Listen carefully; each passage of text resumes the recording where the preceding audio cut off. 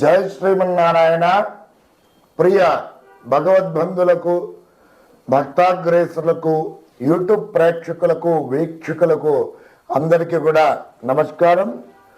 ఉగాది శుభాకాంక్షలతో అందరికీ కూడా స్వస్తి శ్రీ విశ్వావసు నామ సంవత్సర శుభాకాంక్షలతో ద్వాదశ రాశుల వారికి మరి గోచార ఫలితాలు ఏ విధంగా ఉండబోతున్నాయి అనేటువంటిది ఈ వీడియోలో తెలుసుకుందాం.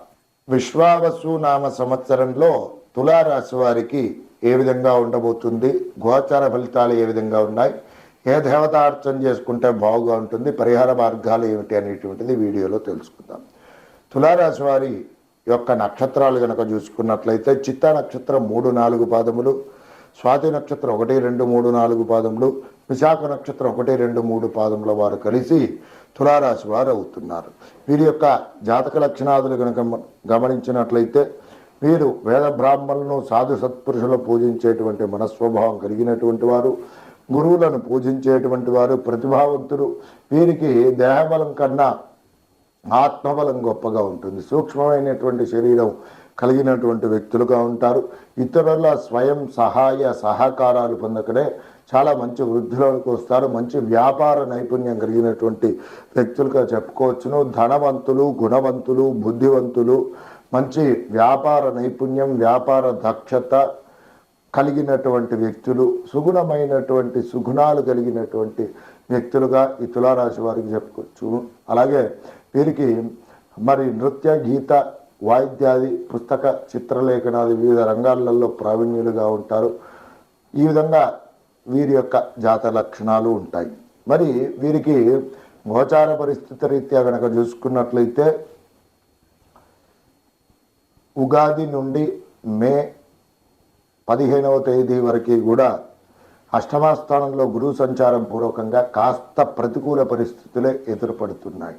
దాని తదుపరి కనుక చూసుకున్నట్లయితే వీరికి గురువు ఏమిటి అంటే 9వ స్థానంలో సంచారం చేయడం పూర్వకంగా 15వ తేదీ మే 2025 నుండి గురు గ్రహము దేవగురువు అయినటువంటి బృహస్పతి 9వ స్థానంలో సంచారం చేయడం పూర్వకంగా అనుకూల పరిస్థితులు అనేటువంటిది ఏర్పడుతున్నాయి.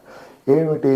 అర్ధంచ స్వకులాచారం, గృహలాభం, సుభోజనం, నిత్య స్త్రీజన సంపర్కం, నవమాస్తే భువద్గురు అనేటువంటి శాస్త్రవచన రీత్యా గృహలాభం కలుగుతుంది. కులాచారం యందు శ్రద్ధ, ధనలాభము, హయాచితంగా ధనం లభించట, స్త్రీతౌక్యం లభించట, భోజనము, మంచి సుభోజనం లభించడం, బుద్ధి బలము లభించడం, అలాగే నిత్య సౌఖ్య జీవనం లభించడం, వ్యాపారపరంగా కానీ ఉద్యోగపరంగా కానీ అన్ని పనులలో దిగ్విజయం తప్పకుండా నెరవేరుతుంది. పిత్రార్జిత ఆస్తి తగాదాలు ఏవైతే ఉన్నాయో అవి పరిష్కరించబడతాయి. ఇక దేవగురువు అయినటువంటి బృహస్పతి ఇలాంటి అనుకూల పరిస్థితులు కలుగజేస్తుండగా ఇక కర్మకారకుడైనటువంటి శనేశ్వరుడు భగవానుడు ఈ తులారాశి వారికి ఏ విధమైనటువంటి పరిణామాలు కలుగజేస్తున్నాడని కనుక చూసుకున్నట్లయితే 6వ స్థానంలో శుభయోగ కారకంగా శనేశ్వరుడు భగవానుడు ఉండటం పూర్వకంగా ధనధాన్యాది వృద్ధంచ, మందు సంతోష వర్ధనం, స్త్రీ సౌఖ్యం, గృహ నిర్మాణం, 6వ స్థానకేశనం అనేటువంటి శాస్త్రవచనం రీత్యా ధనధాన్యములు అనేటువంటి వృద్ధి చెందుతాయి. అలాగే ధాన్యపూర్వకంగా చేసేటువంటి వ్యాపారాలు ఏవైతే ఉన్నాయో చాలా వృద్ధి చెందుతాయి. అలాగే విశేషంగా ఏ వ్యాపారం చేసేటువంటి వారికైనా మంచి వృద్ధి కలుగుతుంది. బంధువులతో సంతోషంగా ఉంటారు.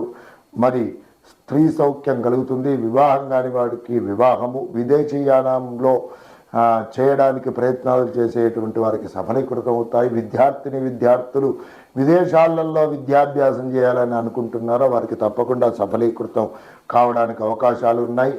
ఎన్ని రోజుల నుండో ప్రయత్నం చేస్తున్నటువంటి గృహ నిర్మాణం కోసం చేసేటువంటి వారికి చక్కటి గృహ నిర్మాణం కలుగుతుంది. ఆరోగ్యపరంగా చాలా ఉత్తమమైనటువంటి పరిస్థితులు ఏర్పడతాయి. అలాగే విద్యార్థులు మంచి ఉత్తీర్ణత శాతం అనేటువంటిది లభిస్తుంది. ట్రావెల్స్ రంగాల వారికి కూడా ఈ తులారాశి వారికి బాగా గోచరించేటువంటి ఉపయోగకారకమైనటువంటి శుభ పరిణామాలు చాలా బాగుగా ఉన్నాయి. ఇక ఈ తులారాశి వారికి ముఖ్యంగా ఏ దేవతార్చన చేసుకున్నట్లయితే ఇంకా బాగుగా మెరుగుపడుతుంది అని కనుక చూసుకున్నట్లయితే ఈ తులారాశి వారు ప్రతి శుక్రవారము రోజున మహాలక్ష్మి అమ్మవారి యొక్క ఆరాధన అనేటువంటిది చేసుకోవడం చాలా ఉత్తమమైనటువంటిది. అలాగే లక్ష్మీ అమ్మవారి కుంకుమార్చన నిర్వహించడము, అమ్మవారి యొక్క మూలమంత్ర జపానుష్ఠానము చేసుకోవడం చాలా ఉత్తమమైనటువంటిది. వీటితో పాటుగా ప్రతి నిత్యము కూడా పఠించవలసినటువంటి నామజపం గనక చూసుకున్నట్లయితే ఓం తత్వ నిరంజనాయ తారక రామాయ నమః అనేటువంటి నామాన్ని ప్రతినిత్యం పఠించండి. ఈ విశ్వావసునామ సంవత్సరంలో తులారాశి వారికి యోగకారకమైనటువంటి పరిస్థితులే ఉన్నాయి. నమస్కారం. వృశ్చిక రాశి వారికి విశ్వావసునామ సంవత్సరంలో గోచార ఫలితాలు ఏ విధంగా ఉండబోతున్నాయి, ప్రతికూల పరిస్థితులు ఏమిటి, అనుకూల పరిస్థితులు ఏమిటి, ఏ దేవతార్చన చేసుకుంటే బాగా ఉంటుంది, అలాగే పరిహార మార్గాలు ఏమిటి అనేటువంటిది ఈ వీడియోలో తెలుసుకుందాం. వృశ్చిక రాశి వారు విశాఖ నక్షత్రం 4వ పాదము, అనురాధ నక్షత్రం 1, 2, 3, 4 పాదములు, జ్యేష్ఠ నక్షత్రం 1, 2, 3, 4 పాదముల వారు కలిసి వృశ్చిక రాశి వారు అవుతున్నారు. వీరి యొక్క జాతక లక్షణాదులు గనక గమనించినట్లయితే వీరు వేద బ్రాహ్మణులను సాధు సత్పురుషులను పూజించేటువంటి వారు, విశాలమగు వక్షస్థలం కలిగినటువంటి వారు, స్థూలమైనటువంటి మోకాళ్ళు, బలమైనటువంటి మోకాళ్ళు కలిగినటువంటి వారు, తల్లిదండ్రులను గురువులను విడిచిపెట్టని వారు, బాల్య యవ్వన దశలలో అనారోగ్యపరులుగా ఉంటారు. అలాగే రాజకీయ నాయకులతో మంచి పరిచయాలు కలిగినటువంటి వ్యక్తులుగా చెప్పుకోవచ్చును. శీఘ్రమైనటువంటి కోపం అధికంగా కలిగినటువంటి వ్యక్తులు, అలాగే మరి మంచి కార్యశూరులుగా వీరిని చెప్పుకోవచ్చును. అలాగే వివిధ రంగాలలో కూడా వీరు బావుగా రాణించడానికి అవకాశాలు ఎక్కువగా ఉన్నాయి. అయితే ఈ విశ్వావసునామ సంవత్సరంలో ముఖ్యంగా 30వ తేదీ అనగా ఉగాది మార్చి 2025 నుండి 15వ తేదీ మే నెల 2025 వరకు కూడా గురువు వీరికి అనుకూల పరిస్థితులు కలిగజేస్తున్నాడు.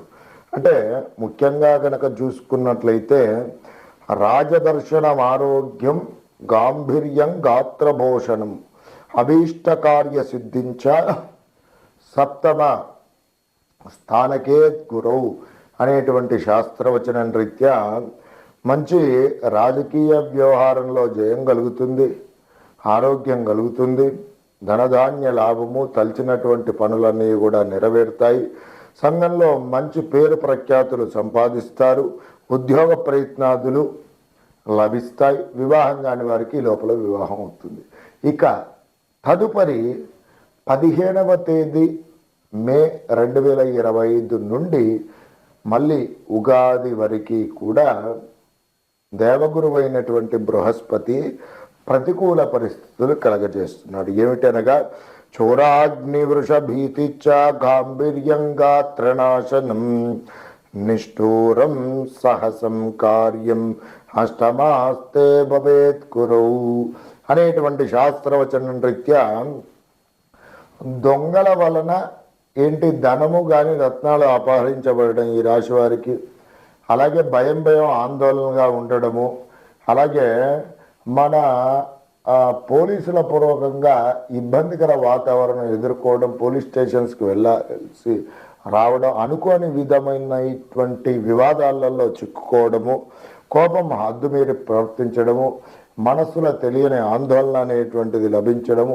ఉద్యోగస్తులకు స్థాన బదిలీ పూర్వకంగా ఇబ్బందికర వాతావరణం ఎదుర్కోవడం, అనుకున్నటువంటి పనులు వాయిదా పడడము, ఆర్థికపరమైనటువంటి ఇబ్బందులు కలగజేసేటువంటి సూచనలు దేవగురువు అయినటువంటి బృహస్పతి 8వ స్థానంలో ఉండటం పూర్వకంగా ఈ విధమైనటువంటి పరిణామాలు కలుగజేస్తున్నాడు. మరి వీటికి ఏ దేవతార్చన చేసుకుంటే బాగుంటుంది, పరిహార మార్గం ఏమిటి అని కనుక చూసుకున్నట్లయితే ప్రతి గురువారం గురుగ్రహ ధ్యాన శ్లోకాన్ని పఠించడము, మరి గృహగ్రహానికి సంబంధించిన ఏమిటి శనగలు ఏవైతే ఉంటాయో అవి ఉడికించి చక్కగా ఆవులకు నైవేద్యం పెట్టడము, గురుగ్రహానికి ఆవు నేతితో పసుపు రంగుల ఒత్తితో దీపారాధన చేయడం, స్వామివారికి చక్కగా పసుపు రంగు గల వస్త్రం సమర్పించడం, పండ్లు సమర్పించడం, పూలు సమర్పించడం. దత్తాత్రేయ స్వామి వారి యొక్క దేవాలయంలో ఒక గురువారం రోజున చక్కగా అన్న సంతర్పణ కార్యక్రమం అనేటువంటిది నిర్వహించడం పూర్వకంగా యోగకారకమైనటువంటి పరిస్థితులు పొందుతారు. అలాగే ఇక శనేశ్వరుడు భగవాను విషయానికి కనుక వచ్చినట్లయితే ఈ వృశ్చిక రాశి వారికి ముఖ్యంగా కనుక చూసుకున్నట్లయితే వీరికి పంచమ స్థానంలో ఉండటం పూర్వకంగా ఏ విధమైనటువంటి పరిణామాలు కలగజేస్తున్నాడు అని కనుక చూసుకున్నట్లయితే కార్యహాని మనస్తాపం జ్ఞాతి వ్యాస కలాపకం హీన స్త్రీ భోగ సంతాపం పంచమాస్తే భవేశ్చనౌ అనేటువంటి శాస్త్రవచనం రీత్యా శుభ కార్యక్రమాలు చేయడం అనేటువంటిది పూర్వకంగా ఆర్థిక పరంగా నష్టపోవడము, పాడి పరిశ్రమ అనుకూలించకపోవడం, వ్యాపార సంస్థల్లో నష్టాలు చవిచూడాల్సినటువంటి పరిస్థితులు రావడం, ప్రయాణాదుల పూర్వకంగా అప్పు చేయాల్సి రావడం, అలాగే ట్రావెల్స్ రంగాల వారికి అనుకూలంగా లేకపోవడం, వాహన ప్రమాదాలు జరగడం, అనుకోని విధంగా అనారోగ్య సమస్యలు అనేటువంటిది సంభవించడం, కుటుంబంలో ఆర్థికపరమైనటువంటి ఇబ్బందులు, వివిధ రకాలుగా ఇబ్బందికర వాతావరణం ఏర్పడము, అనారోగ్య సమస్యలు తలెత్తడము, అలాగే శత్రుభీతి పొందడము, అనవసర వివాదాలలో చిక్కుకోవడం. విధంగా చూసుకున్నట్లయితే వృశ్చిక రాశి వారికి విశ్వవసునామ సంవత్సరంలో ముఖ్యంగా గనక గమనించినట్లయితే దేవగురువైనటువంటి బృహస్పతి బలము గనక చూసుకున్నట్లయితే 15వ తేదీ మే 2025 వరకు ఉంది. దాని తదుపరి దేవగురువైనటువంటి బృహస్పతి అలాగే కర్మకారకుడైనటువంటి శనేశ్వర గ్రహం కూడా రెండు ప్రతికూల పరిస్థితులే కలగజేస్తున్నాయి. కాబట్టి వీటిని దృష్టిలో ఉంచుకొని కనుక చూసుకున్నట్లయితే గురుగ్రహ పరిహారాలు చెప్పినాను. ఇప్పుడు శనిగ్రహ పరిహారాలు ఏమి చేసుకుంటే బాగుగా ఉంటుందని కనుక చూసుకున్నట్లయితే ప్రతి నిత్యం శివపంచాక్షరి నామజపం చేయండి. ప్రతి శనివారం కూడా ఆంజనేయ స్వామి ఆరాధన చేసుకోవడం ముఖ్యమైనటువంటిది. ఆంజనేయ స్వామి మూలమంత్ర జపము, అలాగే శమీ వృక్ష ప్రదక్షిణలు చేయడం, శనికి తైలాభిషేకం చేసుకోవడం, నల్ల నువ్వులతో స్వామివారిని అర్చించడం శనేశ్వర భగవానుడికి. అలాగే శివాలయంలో ఏమిటంటే ముఖ్యంగా ఒకసారి అన్న సంతర్పణ చేపించి ఏకవార రుద్రాభిషేకం చేయించినట్లయితే ఉత్తమమైనటువంటి పరిస్థితులు తప్పకుండా పొందుతారు. ఈ ప్రతికూల పరిస్థితుల నుండి అనుకూల పరిస్థితులు తప్పకుండా పొందడానికి అవకాశాలు ఉంటాయి. వీటితో పాటుగా ఈ వృశ్చిక రాశి వారు ముఖ్యంగా సుబ్రహ్మణ్య స్వామి ఆరాధన చాలా ముఖ్యమైనటువంటిది. ప్రతినిత్యం కూడా సుబ్రహ్మణ్య స్వామి వారి యొక్క ఆరాధన చేసుకోండి, చాలా ఉత్తమమైనటువంటిది. వీటితో పాటుగా ప్రతినిత్యం పఠించవలసినటువంటి నామజపం గనక చూసుకున్నట్లయితే ఓం శ్రీ లక్ష్మీనారాయణాయ నమః, ఓం శ్రీ లక్ష్మీనారాయణాయ నమః అనేటువంటి నామాన్ని ప్రతినిత్యము కూడా పఠించండి. ఉత్తమోత్తమైనటువంటి పరిస్థితులను పొందండి. నమస్కారం.